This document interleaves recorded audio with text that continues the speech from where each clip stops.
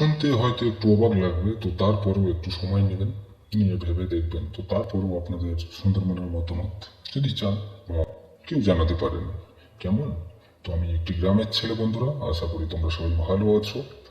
আর আমি হয়তো আজকের এমন একটা বিষয়ে কথা বলবো, হয়তো বিষয়টা সবাই জানে, আমার ভাই বন্ধু এবং আমার যত গুরুজন আছে, আশা করি জিনিসটার সাথে সবাই খুব ভালোভাবে পরিচিত, বা হয়তো সবাই জানে, কিন্তু মানতে গেলে একটু অসুবিধা হয়, বা জানি না, মনের ভেতর কোনো একটা কষ্ট হয়, বা জানি না শরীরের উপরেও কোনো প্রেশার আসতে পারে। তো তারপরেও কখনো কখনো নিজের মন বোঝানোর জন্য একটু হারিয়ে যাওয়া দরকার আছে। আর তা না হলে সবাই তোমাকে সস্তা ভাবতে শুরু করবে বা করে।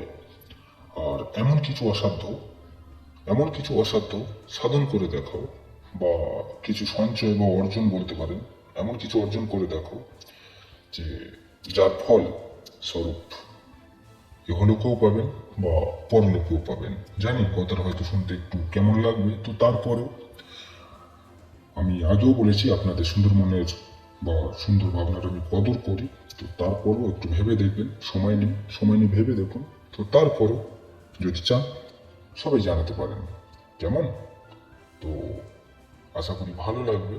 আর যদি আমার পেজের পোস্ট আপনাদের ভালো লাগে, তো লাইক শেয়ার কমেন্টস, আর ভালো থাকবেন সবাই।